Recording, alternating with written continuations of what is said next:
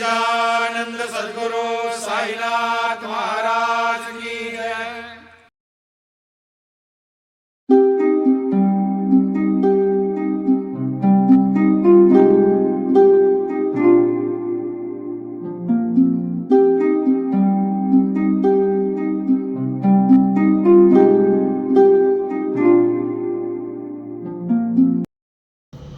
तो कशी है public.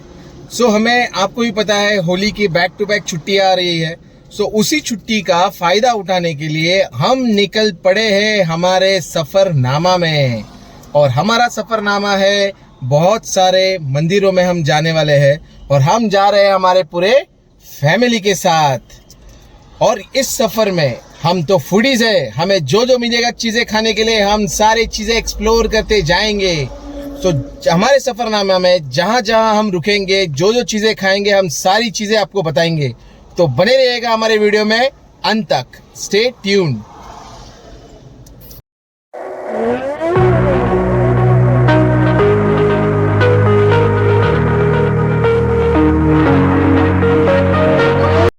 So guys welcome back. जैसे मैंने आपको बताया हमारा फर्स्ट हॉल्ट है एक कुछ स्नैक्स के लिए, जो हम आए हैं श्री दत्ता स्नैक्स।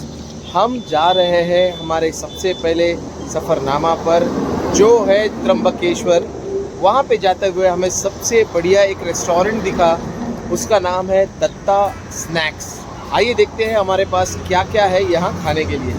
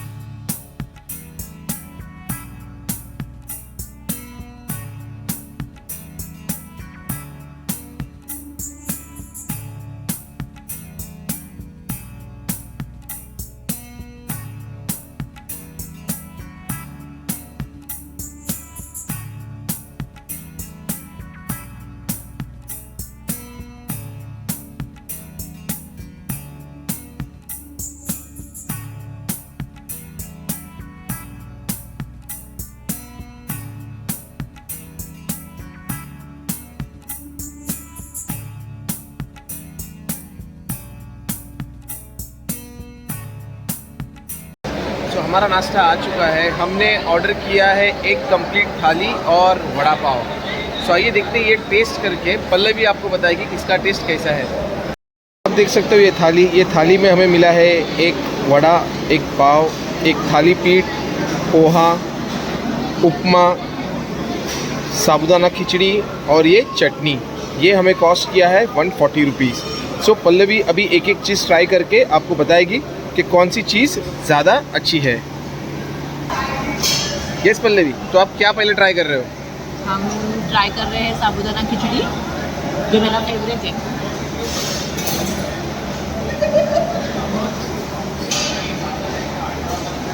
बहुत मस्त है, एकदम सॉफ्ट और जैसी बननी चाहिए वैसी बनी है। सो मैंने ये बहुत सारे ब्लॉग्स में भी देखा है, बहुत लोगों से सुना भी है कि यहाँ की साबुदाना की खिचड़ी जो है बहुत बढ़िया मिलती है। सो नेक्स्ट आप क्या टेस्ट कर रहे हो? उपमा, जो भी एकदम दिखने में सॉफ्ट है।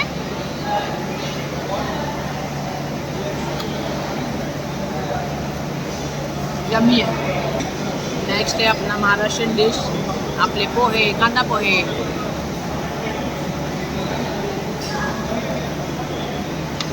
ये भी बहुत यम्मी है, टेस्टी है। नेक्स्ट है अपना फेवरेट थाली पीठ, एकदम पौष्टिक। इसको हम खाते हैं ग्रीन चटनी के साथ, एकदम क्रिस्पी और यम्मी है। मेरे बच्चों को भी देती हूँ थोड़ा, उनका भी फेवरेट है थाली पीठ। आज हमेशा बनाती है इनके लिए थाली पीठ। कैसे है बाबू, बताओ आपका? बहुत अच्छा है। हमें अपना all time favourite vada pav with सूखी चटनी। पाव तो एकदम सॉफ्ट है सागर, खाकर देखती हूँ। सॉरी तुझे पूछ नहीं रही हूँ।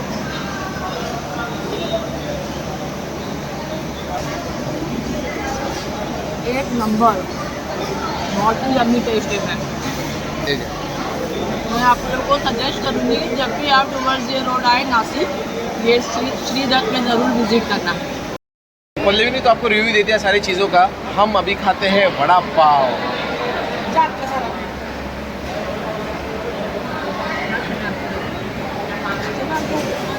टेस्ट इज लाजवाब। अब हम सारी चीज़ें फिनिश करके मिलते हैं आपको आगे के सफरनामा में।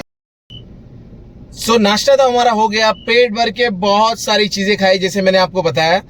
चलिए आगे की सफरनामा पे हम जाते हैं, देखते हैं मंदिर के साथ और भी चीजें हमें रास्ते में क्या क्या मिलते हैं एक्सप्लोर करने के लिए। Stay tuned.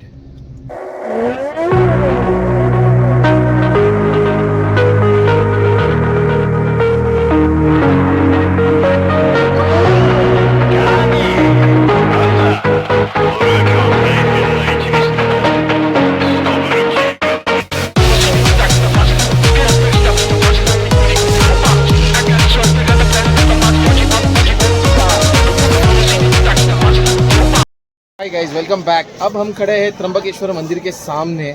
अनफॉर्चुनेटली यहाँ पे बहुत भीड़ होने की वजह से मुझे दर्शन तो नहीं मिल पाया और हमें आगे की ओर भी जाना है, तो हम यहीं से बाहर से हमने पैर पढ़ लिया है और अंदर के कुछ दृश्य हमने लिए हैं, वो सारी चीज़ें मैं आपको शेयर करूँगा। Just stay tuned. तो आइए दोस्तों, अब हम जानेंगे इस ज्योतिर्लिंग के बारे में। ये 12 ज्योतिर्लिंग में से 10वें क्रमांक पर आता है। ये नासिक से 30 किलोमीटर की दूरी पे है और यहाँ की खासियत यह है कि यहाँ पर छोटे छोटे 3 लिंग है जो ब्रह्मा, विष्णु और महेश से माना जाता है। और इसी के कुछ दूरी पर आपको ये तीर्थ स्थान मिलता है जिसकी मान्यता ऐसी है, अगर कोई यहाँ पर स्नान कर ले तो उसके सारे पाप धुल जाते हैं। ये बांधा गया था गौतम ऋषि के द्वारा और ये है गोदावरी नदी। ये गोदावरी नदी जो है ये मांगी गई थी गौतम ऋषि के द्वारा और गोदावरी नदी भीमगिरी पर्वत के कारण बार बार सूख जाती थी, इसीलिए गौतम ऋषि ने उसे एक घास से बांध दिया। इसी वजह से यहाँ पर पानी हमेशा फुल रहता है। और यहाँ से हम आगे बढ़ पड़े हैं शिरडी की ओर। और आपको एक चीज़ मैं बताना चाहूँगा, गवर्नमेंट ने यहाँ बहुत अच्छा काम किया है। रोड्स यहाँ पे बहुत अच्छा बनाया है, आप देख सकते हो रोड की क्वालिटी। और यहाँ पर बहुत मज़ा आया ड्राइव करने के लिए। सच्चिदानंद सद्गुरु साईनाथ महाराज की जय। सो कशी है पब्लिक। सो हम आ चुके हैं साई की नगरी में, हम आ चुके हैं शिरडी में। सो ये हमारा सेकंड स्टॉप था। हम यहाँ पर अब दर्शन करने जा रहे हैं। यहाँ पे आरती चालू है। हम यहाँ पे दर्शन करने के बाद यहाँ का सारा बाहर का नज़ारा आपको ज़रूर दिखाएंगे। सो बने रहिएगा मेरे साथ। मंदिर में अंदर मोबाइल फ़ोन्स अलाउड नहीं है, इसलिए मैं आपको अंदर के दृश्य नहीं दिखा पाया। लेकिन आपको ये जानकारी ज़रूर देना चाहूँगा कि शिरडी में आने के लिए आपको कोई ऑनलाइन पासेस की ज़रूरत नहीं पड़ती। आप डायरेक्टली गेट नंबर 6 से आप अंदर जा सकते हो।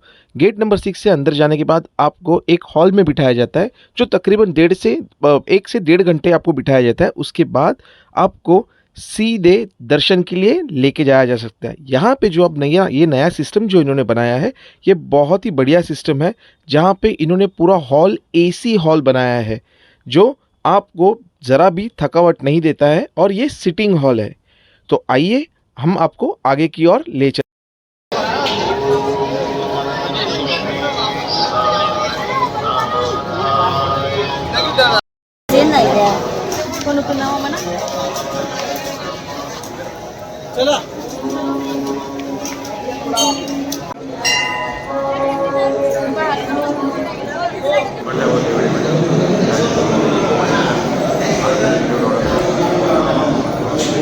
बाबा के दर्शन के बाद हम निकल पड़े वहाँ के परिसर में सारी चीज़ें एक्सप्लोर करने। तो यहाँ पर हमने देखा आपको यहाँ पर खाने के लिए बहुत सारे रेस्टोरेंट अवेलेबल है और यहाँ पे आप कपड़े भी खरीद सकते हो। और इससे आगे हम जाकर मंदिर के बगल में ही और भी बहुत सारे शॉप्स थे जहाँ से आप सारे पूजा सामग्री भी ले सकते हो, वहाँ से प्रसाद भी ले सकते हो, वहाँ से घर के कुछ सामान भी आप यहाँ से खरीद सकते हो। और यहाँ पर पेड़े बहुत ही बढ़िया मिलते हैं। और ये लाइन है लड्डू काउंटर के लिए जो बहुत ही प्रसिद्ध है। यहाँ पर आपको 10 रुपए में एक पैकेट लड्डू मिलता है। और इसी के बगल में आपको ये टी कॉफ़ी का एक स्टॉल मिलता है जहाँ पे मात्र 2 रुपए में आपको चाय और कॉफ़ी मिलती है। और यहाँ से चाय कॉफ़ी लेके लोग यहाँ पर बैठ के उस चाय कॉफ़ी का मज़ा लेते हैं। और यहाँ पे बहुत से लोग वेट भी करते हैं। इसी मंदिर के थोड़ी दूरी पर आपको ये एक छोटा सा मंदिर दिखेगा जो साईं बाबा का ही मंदिर है, जहाँ पे भजन दिन रात चलते रहता है। सभी मंदिरों में दर्शन करने के बाद हम चल पड़े शिरडी साईं बाबा के प्रसिद्ध प्रसादालय में। ये प्रसादालय बिल्कुल निःशुल्क है। यहाँ पर पहुँचने के लिए आपको मंदिर के सामने ही 10 रुपया शेयरिंग से आपको ऑटो मिल जाती है। और यहाँ पे भोजन सुबह 10:30 बजे से ही शुरू हो जाता है। और यहाँ का भोजन बहुत ही हाइजीनिक और बहुत ही स्वादिष्ट होता है। पेट भर भोजन करने के बाद हम फिर से आ गए मंदिर के परिसर में जहाँ होली माता की पूजा हो रही थी। यहाँ पे बहुत सारे लोग नारियल अर्पित कर रहे थे। और ये जो होलिका दहन है ये एग्जैक्ट द्वारका माई के ऑपोजिट में था। तो हमने होली का दर्शन लेके आगे की ओर प्रस्थान किया। यहाँ पर हम आ गए दूध पीने के लिए। हम जब भी शिरडी में आते हैं यहाँ से दूध ज़रूर पीते हैं। यहाँ का दूध बहुत ही टेस्टी होता है। The next day. So good morning guys, बाबा के दर्शन हो गए। अभी हम आए हैं, बहुत भूख लगी है तो नाश्ता करने के लिए। सो देखते हैं नाश्ते में हमारे पास क्या क्या आता है। हमने 2-4 चीज़ें ऑर्डर की है, देखते हैं उसका टेस्ट। सो पल्लवी ने ऑर्डर किया है सादा डोसा और मेरी आरोही ने ऑर्डर किया है मसाला डोसा। सो आइए देखते हैं पहले सादा डोसा का टेस्ट कैसे लग रहा है। पल्लवी कैसे बता रही है? सादा डोसा विद चटनी बहुत ज़्यादा स्पाइसी है। सांभर भी। आइए पूछते हैं आरोही शेट्टीगर से।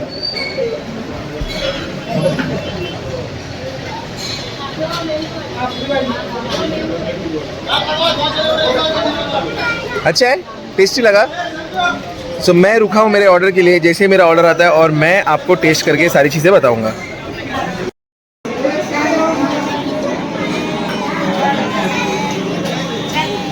अब टेस्ट करने की बारी मेरी।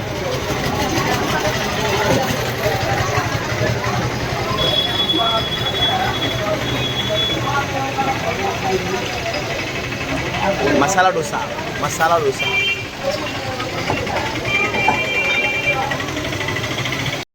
मंदिर के परिसर में आपको घूमने के लिए बहुत सारे ऑप्शंस मिल जाते हैं, जैसे थीम पार्क है, गार्डन है, रिसॉर्ट है। पर हम वो सारी चीज़ें एक्सप्लोर करने नहीं गए क्योंकि हमें आगे की ओर हमारे नेक्स्ट डेस्टिनेशन पर जाना था। सो गाइस, शिरडी के दर्शन बहुत अच्छे से हो गए और यहाँ से हम निकल पड़े हैं आगे के सफरनामा पर। यहाँ से हम जाएंगे शनि शिंगणापुर और वहाँ से कोशिश करेंगे हम कृष्णेश्वर जाने की। अगर यहाँ तक का व्लॉग अगर आपको पसंद आया होगा, प्लीज़ लाइक कीजिएगा, शेयर कीजिएगा, सब्सक्राइब कीजिएगा और कमेंट कीजिएगा। बने रहिए मेरे साथ ऐसे ही बढ़िया बढ़िया वीडियोस के लिए। हस्ता ला विस्ता।